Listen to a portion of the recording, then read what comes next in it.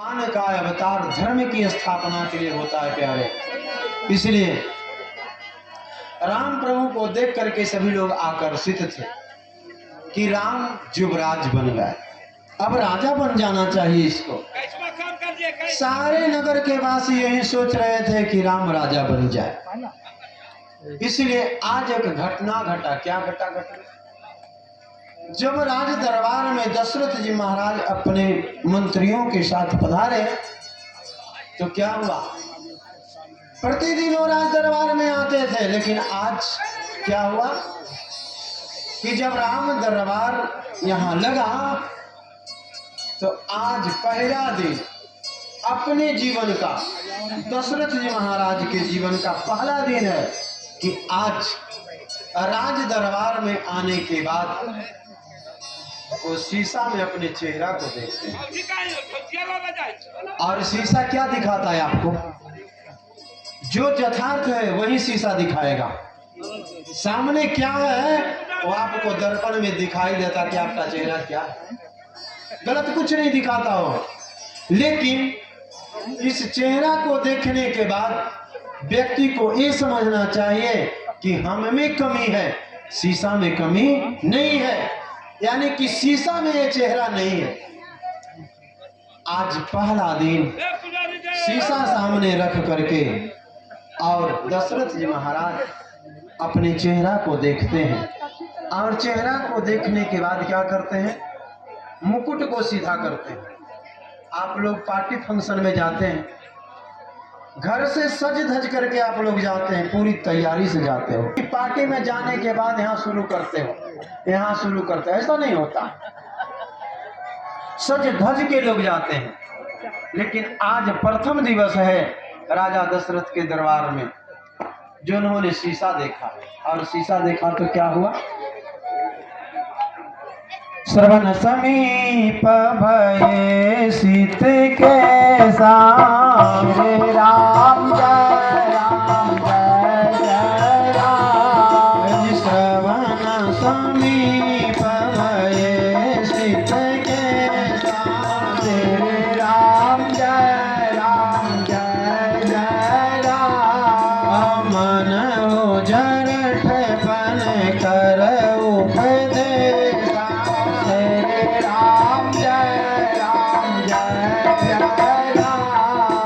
मन उजरठ बन यस उपदेश श्री राम जय राम जय जय राम। सीधा किया उन्होंने और करने के बाद क्या देखा? श्रवण समीप भये सित के साथ मन जरठपन कर उपदेश। आज देखते क्या है कि कान के पास बाल सफेद हो गया है, बुढ़ापा का संकेत दिया है कि अब आप अपने राजकाज को स्थगित कीजिए और राम को राजा बनाइए। कहने का तात्पर्य क्या है जी? संसार में आए हो, खूब काम करना चाहिए, जीवन भर काम करो, लेकिन जैसे ही बुढ़ापा का संकेत मिले तब क्या करना चाहिए? संसार से निवृत्ति ले लेना चाहिए। भगवान के चरणों में अपनी जिंदगी को समर्पित कर देना चाहिए, अपनी संपत्ति को समर्पित कर देना चाहिए। वो उपदेश कर रहा है कि अब तुम राजकाज चलाने लायक नहीं हो, अब परमात्मा राम के चरणों में अपनी संपत्ति को समर्पित करो। ऐसा बात समझ में आया।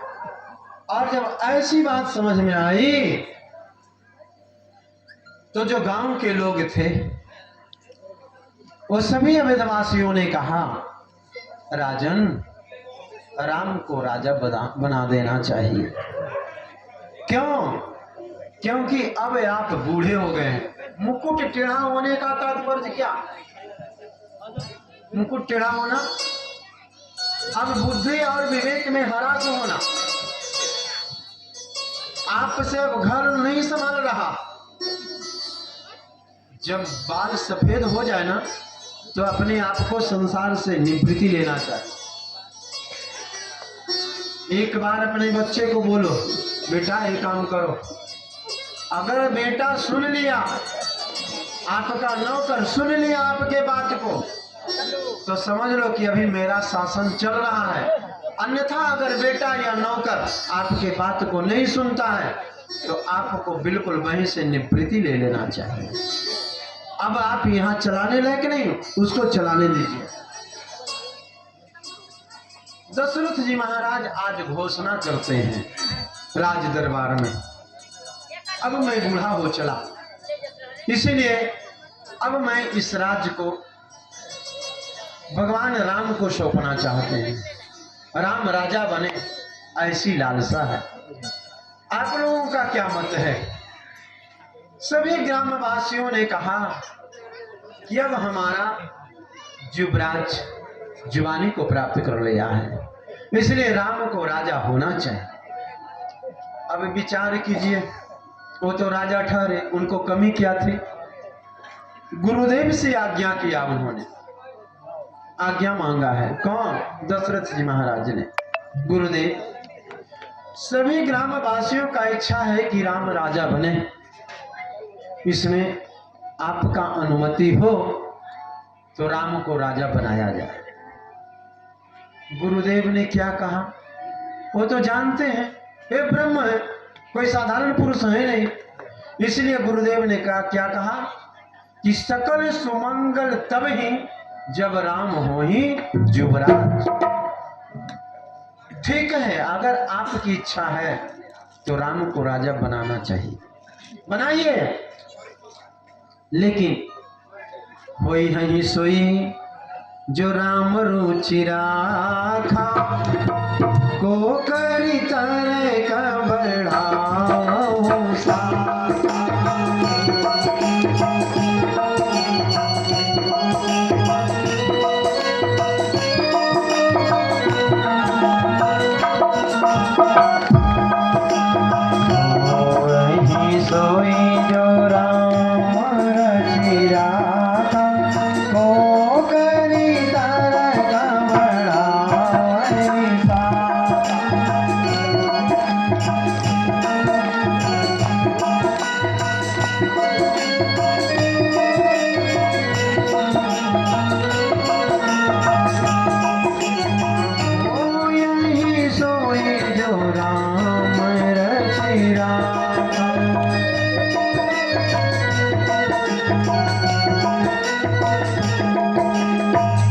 घोषणा हो गया, राम राजा बनेंगे,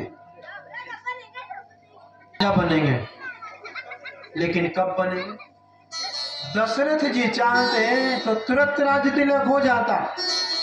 वशिष्ठ जी भी बैठे हुए हैं, पुरोहित जी को बुलाने का काम नहीं, यहीं बैठे हैं तुरंत। इसीलिए कहा गया कि शुभम च शीघ्रम, शुभ काम शीघ्र करना चाहिए। कबीरदास जी का पंक्ति आप लोग पढ़े होंगे, काल करे सो आज कर, आज करे सो अभी, पल में परलय होएगा, अब बहुरी करेगा कभी। बहुरी माने फिर से कब करोगे? एक पल का ठिकाना नहीं है, और तुम कल की बात कर, तुरंत करना चाहिए, करो। लेकिन कि जब मैं राजा बन जाऊंगा तो मेरा आने का कार्य सफल नहीं होगा, तो क्या करना चाहिए? सरस्वती महारानी को उन्होंने याद किया। शुक्लां ब्रह्म विचार सार परमा, मात्यां जगत् व्यापिनी, वीणा पुस्तक धारणी मभयतां, जाड्यांधकारापां, हस्ते स्फाटिक मालिका विदधति, पद्मासने संस्थितां, वन्दे त्वां परमेश्वरीं भगवती बुद्धि प्रदां सारथिं। हे मां सरस्वती, ऐसे समय में आप ही हमारे साथ दे सकते हो, क्योंकि प्यारे भगवान का दो लीला होता है, एक अंतरंग लीला और दूसरा बहुरंग लीला। परमात्मा ने याद किया सरस्वती महारानी को। अब सरस्वती महारानी उस अवध की नगरी में घूमने लगी और घूमते घूमते घूमते घूमते एक पात्र मिली जिसका नाम मंथरा। अब विचार की, अयोध्या जैसी नगरी, उसमें भी मंथरा से कमी नहीं है प्यारे। विचार कीजिए, जहां भगवान निवास करते हैं, भगवान निवास करते, और उस नगरी में भी मंथरा जैसा तत्व है। आकर के मंथरा के जीवा पर सवार हो गए। सवार हो गए तो फिर क्या हुआ? दौड़ती हुई कैकेयी अम्बा के शरण में गई और जाकर के मिली है, प्रणाम की है, क्योंकि सबसे प्रिय कैकेयी है। कैकेयी छोटी रानी बाद में आई थी। एक विवाह करो, दो करो, तीसरी है। समझ ही सकते हो, पहला से तीसरा नंबर प्यारा होता है। इसीलिए वो कैकेयी की दासी है। पर्सनल मैके से आई है। वो गई दौड़ते हुए और कैकेयी अम्बा को प्रणाम की है। यद्यपि कैकेयी के जीवन में अगर कोई प्यारा है तो राम प्रभु है, अगर कोई प्यारा है तो राम प्रभु हैं। इसीलिए कैकेयी जा करके दौड़ करके खुश होकर के प्रणाम करती है। और जब प्रणाम करती है तो कैकेयी पूछती है, मंथरा कहो मेरा राम कैसा है? जो ही बोली कि मेरा राम कैसा है, मानो मंथरा के पूरे शरीर में आग लग गया। मुंह झाड़ करके बोलने लगी, देवी तुमको पता नहीं भला अभी राम जैसा कौन है? पता है तुमको? आज 15 दिन से तैयारी चल रहा है, राम राजा बनेंगे। तुमको लगता है राजा का बड़ा मैं प्रिय हूं? ये सब कहने के लिए है, एक दिखावा है। मानो इतना भर दी, इतना भर दी कैकेयी क्रोध में आ गई। अभी तक सुन रही थे, अरे राजा बनेगा, बहुत अच्छा बात। मंथरा तुम जो चाहो मांग लो, मैं देने के लिए तैयार हूं। बोले भले न दे दो, मैं तो दासी हूं, दासी ही रहूंगी, अपने को क्या जाता है? राम राजा बने कि भरत, अपने को क्या करना, हम तो दासी दासी रहे। बोले आखिर तुम कहना क्या चाहती हो? त्रिया चरित्रम पुरुषस्य भाग्यम देवो न जानाति कुत मनुष्य। स्त्री का चरित्र और पुरुष का भाग परमात्मा नहीं जानता। इसीलिए रोने लग गई मंथरा, फूट फूट करके रोई है वो। रानी पता है अपने लिए मैं नहीं रो रही तो किसके लिए रोती हो तुम?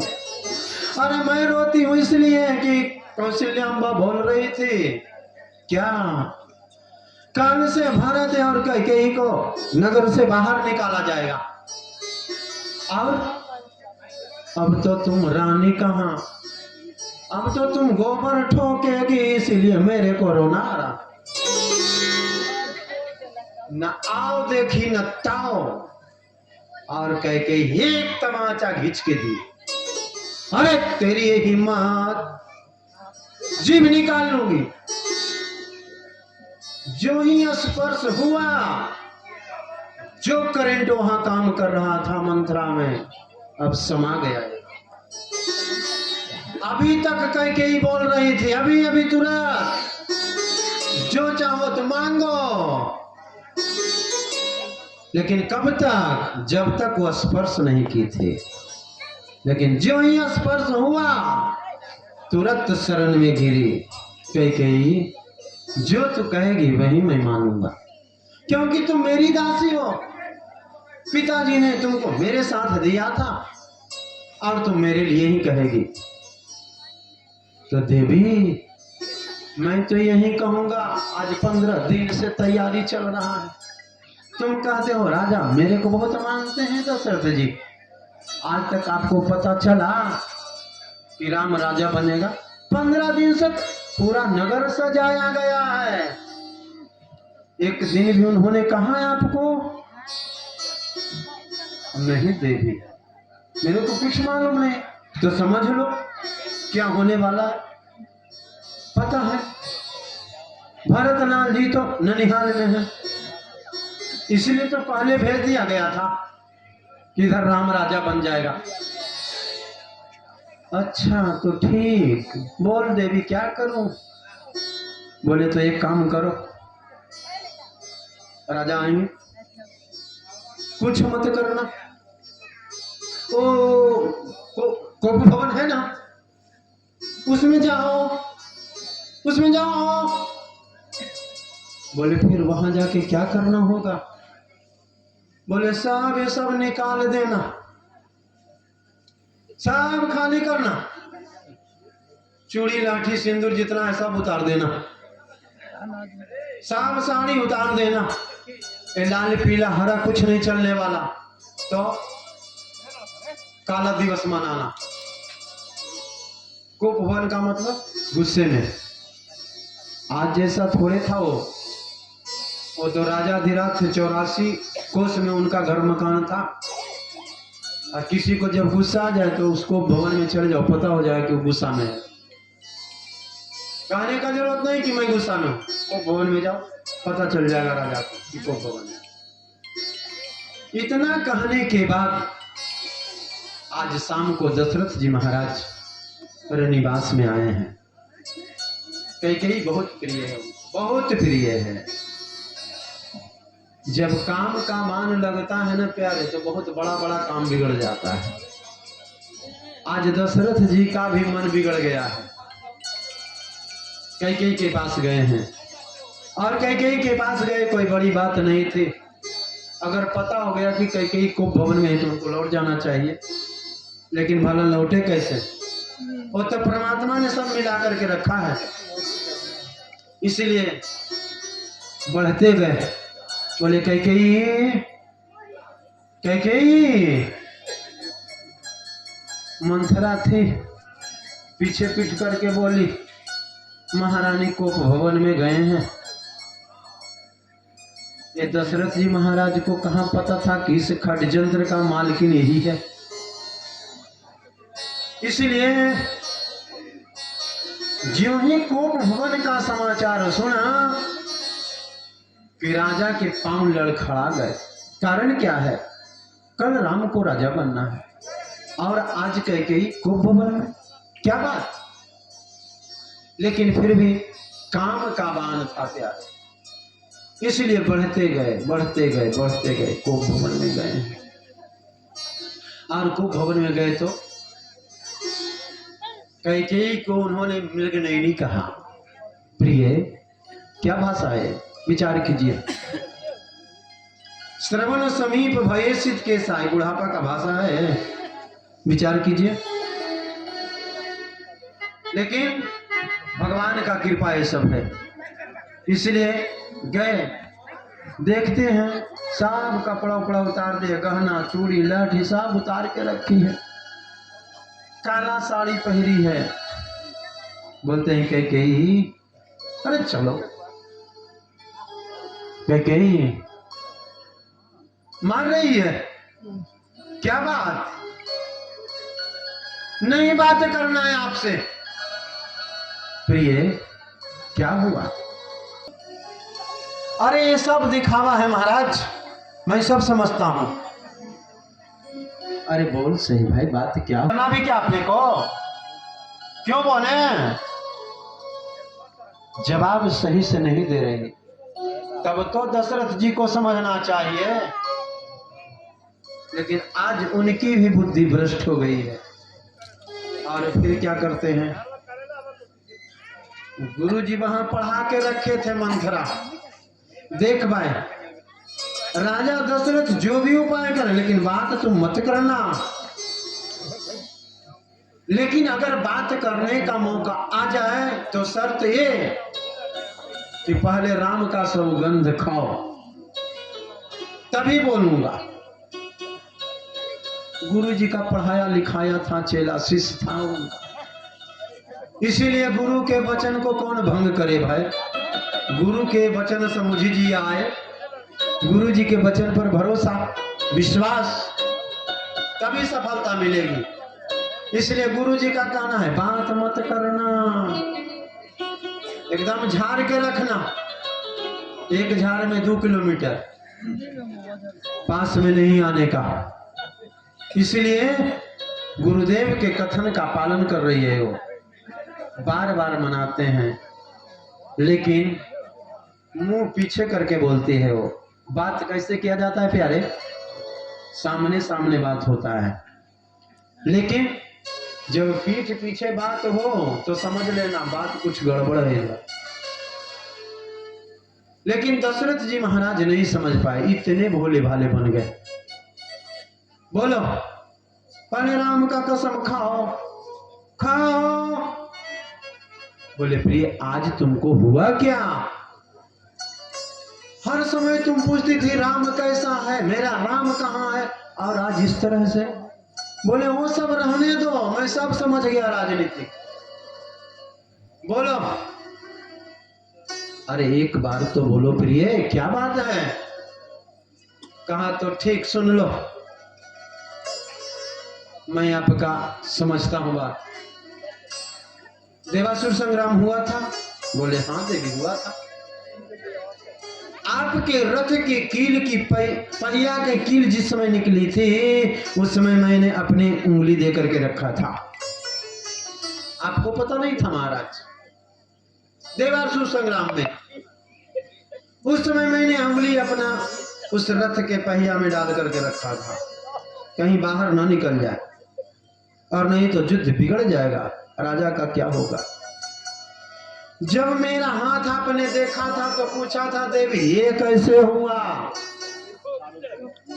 तो मैंने कहानी बताई थी, आपने कहा था देवी जो चाहो मांग लो, मांग। तो वो 2 वरदान मेरा आपके पास छाती था, आज तक मैंने नहीं मांग किया। देवी जो चाहे मांग लो। तुमने किसको क्या बोला? तुमको कौन क्या बोला? बोलो, अभी उसको अपने नगर से बाहर निकालता हूं। कौन ऐसा राजा है? अभी मैं अपने राज्य से बाहर करूंगा, बोल। लेकिन कैकेयी कहती है महाराज ये सब केवल कहने के लिए है, वो 2 वरदान मेरा खाती है, आज तक आपने नहीं दिया। तब दशरथ जी कहते हैं देवी तुमको पता नहीं, रघुकुल री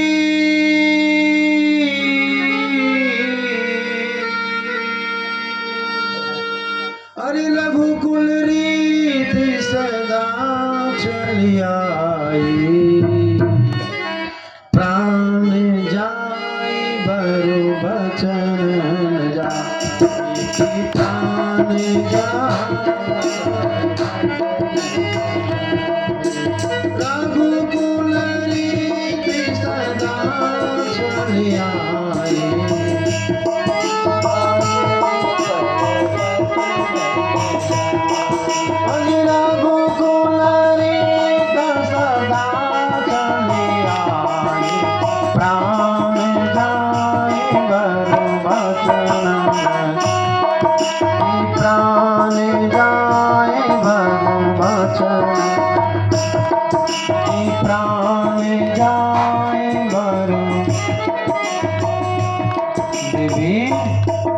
मालूम होना चाहिए मैं उस वंश का हूं, प्राण का बलि दे सकता हूं, लेकिन वचन खाली नहीं होने दूंगा। देवी बोल क्या चाहिए तुमको? क्या चाहिए बोलो? मैं रघुवंश का हूं, और देवी तुमको तो पता है कि रघुवंशी कर सहज स्वभाव। तुमको तो मालूम है मैं भोला भाला स्वभाव का, मैं भूल गया था, तुम्हें याद था, तुमको मांग लेना चाहिए। अरे ठीक है मेरे को याद था, लेकिन आपको क्या लगता है कोई खाने का वस्तु मांगूंगा क्या? अरे नहीं देवी, जो चाहो मांगो, दे दोगे? बोले हाँ देवी दे दूंगा। बोल तो सही, अरे दोगे क्या? बोले हाँ देवी देंगे। राम का शपथ खाओ तभी मैं कहूंगा। बोले देवी मैं दूंगा, राम का सौगंध खाकर कहता हूं दूंगा। मांग, क्या चाहते हो मांग लेना। तब तो उठती है, त्रिया चरित्रम पुरुषस्य भाग्य। स्त्री का चरित्र क्या क्या होता है जी पता नहीं, इनसे भगवान बचावे प्रभु, सावधान होकर के रहना। नहीं जाने दिया, आज खाना बंद रहेगा। लेकिन कहो कि देवी चिंता करने की कोई बात नहीं, ले 2000 रुपया खाना बना दे चला जाना। आज हम तो समझ ही रहे थे कि आप तुरंत खुश हो जाएगी। त्रिया चरित्रम पुरुषस्य भाग्यम देवो न जानाति कुत्र मनुष्य। स्त्री का चरित्र और पुरुष का भाग्य वो परमात्मा भी नहीं जानता जो ब्रह्म लिखता है। तुरंत उठे फुरफुरा करके, क्योंकि राम का सौगंध है। और यहाँ क्या बोले कि रघुकुल रीत सदा चलिया,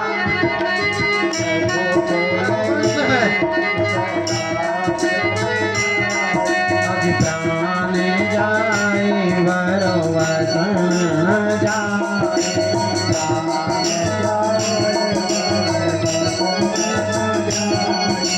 प्राण जाए वरो वचन जाए।